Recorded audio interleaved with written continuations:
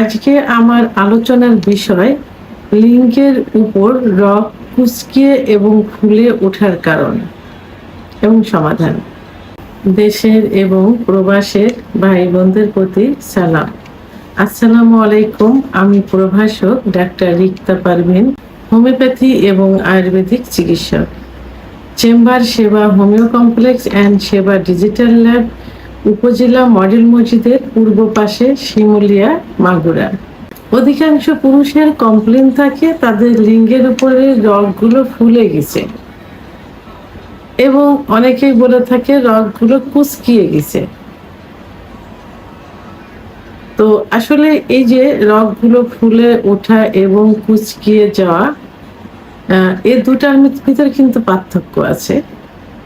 যেগুলো ফুলে ওঠে এইগুলো কি, আর লিঙ্গের ভিতর কিন্তু কোনো হাড় নেই, আছে শুধু মাংস এবং রক্তনালী।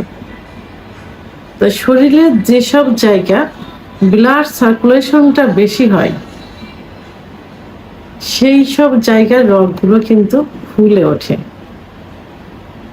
যেমন ধরেন এই যে হাত, আমরা দু হাত দিয়ে কাজ করি, এই দু হাতের রগ অধিকাংশ সময় কিন্তু ফুলানো থাকে। যেমন এই যে রগগুলো ফুলে আছে, এই যে রগগুলো ফুলে আছে, এই যে ফুলে আছে রগগুলো, তার কারণ এই দুই হাত দিয়ে কিন্তু কাজটা বেশি হয়। আর যখনই হাতে কাজটা বেশি হয় তখনই কিন্তু ব্লাড সার্কুলেশনটা বেড়ে যায়। তো যে কারণে এই রগগুলো ফুলে ওঠে, মোটা হয়ে যায়। তো এইগুলো কিন্তু ভয়ের কোনো কারণ না, কারণ লিঙ্গের ভিতরে শুধু রক্ত যখন চলাচল করে, লিঙ্গের ভিতরে হাড় আছে, লিঙ্গের ভিতরে মাংস এবং রক্তনালী, এই রক্তনালীর ভিতর দিয়ে যখন রক্ত চলাচলটা হয় তখন রগগুলো ফুলে যায়। যখন সেক্স উত্তেজনা আসে বডিতে, তখন সারা বডিতে কিন্তু ব্লাড সার্কুলেশন হয়, বিশেষ করে হাড়ের থেকে লিঙ্গের ভিতরে বেশি হয়। তো যে কারণে ওই জায়গাটা ব্লাড সার্কুলেশন বেশি হওয়ার কারণে রগগুলো ফুলে ওঠে।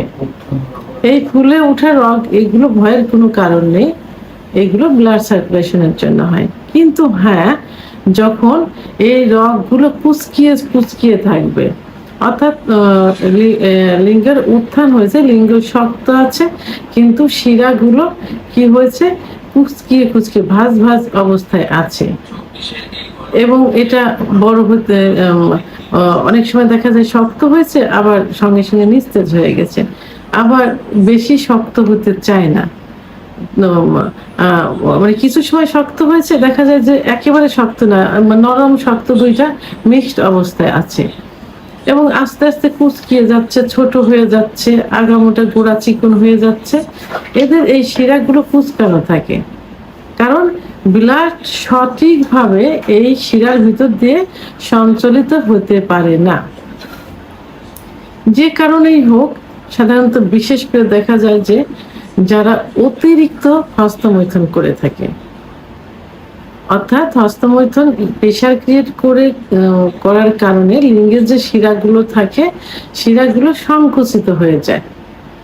আবার অনেক সময় দেখা যায় যে অতিরিক্ত বিছানায় ঘর্ষণ দিয়ে বীর্যপাত করছে। বিছানায় ঘর্ষণ দিয়ে বীর্যপাত করলে লিঙ্গের মাথাটা পড়বে বিছানার উপর, কিন্তু প্রেশার পড়বে লিঙ্গের গোড়ায়। লিঙ্গের গোড়ায় কিন্তু অসংখ্য শিরা থাকে, এই শিরাগুলো কি হয়, লুজ হয়ে যায়, অনেক সময় দু একটা ছিঁড়েও যায়, যার কারণে ব্লাড সার্কুলেশন সঠিকভাবে হতে পারে না। আবার অতিরিক্ত স্বপ্ন দোষের কারণে এটা হয়ে থাকে, অতিরিক্ত যৌন মিলনের কারণে হয়ে থাকে, আবার যে কোনো আঘাতপ্রাপ্তর কারণেও কিন্তু শিরাগুলো সংকুচিত হয়ে যেতে পারে, কোথায় প্রেশার লাগতে পারে। যেমন প্রেনোইজ ডিজিজ যখন হয় তখন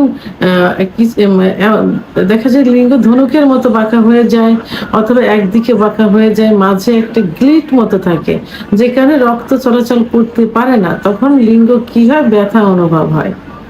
তো সেই একই রূপভাবে যখন ব্লাড সার্কুলেশন সঠিক মতো হয় না, আঘাত লাগার কারণে থেতলে গেছে, সংকীর্ণ সংকুচিত হয়ে গেছে শিরাগুলো, তখন একটু ব্লাড সার্কুলেট হচ্ছে, বাধাপ্রাপ্ত হচ্ছে, আবার একটু হচ্ছে, এভাবে বাধাগ্রস্তের কারণে শিরাগুলো কুচকিয়ে যাচ্ছে, তখনই কিন্তু সমস্যা হবে। তখন কি হবে, লিঙ্গে ইরেকটাল ডিসফাংশন অর্থাৎ উত্থানজনিত সমস্যা হয়ে যাবে, আগামোটা গোড়া চিকন, লিঙ্গ শুকিয়ে যাওয়া, চিকন হয়ে যাওয়া, একদিকে বেঁকে যাওয়া, শক্ত অবস্থায় শিরাগুলো কুচকিয়ে থাকা ইত্যাদি হয়ে যাবে।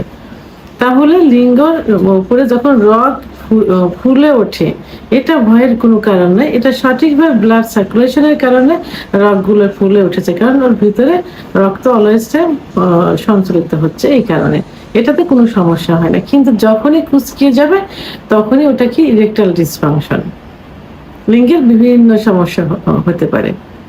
আমি কারণগুলো বললাম এইসব কারণে।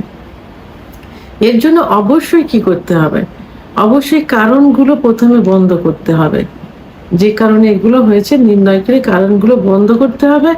একজন অভিজ্ঞ সম্পন্ন রেজিস্টারকৃত হোমিওপ্যাথি ডাক্তারের শরণাপন্ন হতে হবে, কারণ একমাত্র পার্শ্ব প্রতিক্রিয়া মুক্ত হোমিওপ্যাথি চিকিৎসার মাধ্যমে কিন্তু লিঙ্গের এই খর্বতা ঠিক করা সম্ভব। লিঙ্গ আগে ভালো ছিল, এখন ছোট হয়ে যাচ্ছে, চিকন হয়ে যাচ্ছে। অনেক বিকল্প ধারার চিকিৎসায় বিভিন্ন থেরাপি প্লাস সার্জারির পরামর্শ দিয়ে থাকে, অনেক সময় ফেইলার হয়, তখন অনেক বড় ক্ষতিগ্রস্ত হয়ে যায়। তো এর জন্য একমাত্র হোমিওপ্যাথির চিকিৎসায় নেওয়া ভালো, কারণ হোমিওপ্যাথির চিকিৎসায় প্রত্যেকটা লক্ষণের উপর ভিত্তি করে ওষুধ প্রয়োগ করা যায়। তাহলে রগ ফুলে ওঠা এবং কুচকিয়ে যাওয়ার কারণ এবং সমাধান আমি বললাম। ভিডিওটি সম্পর্কে যদি কোনো মতামত থেকে থাকে অবশ্যই কমেন্টের মাধ্যমে জানাবেন। আর ভিডিওটি ভালো লাগলে লাইক, কমেন্ট, সাবস্ক্রাইব করে আমার সঙ্গে থাকুন। আল্লাহ হাফেজ।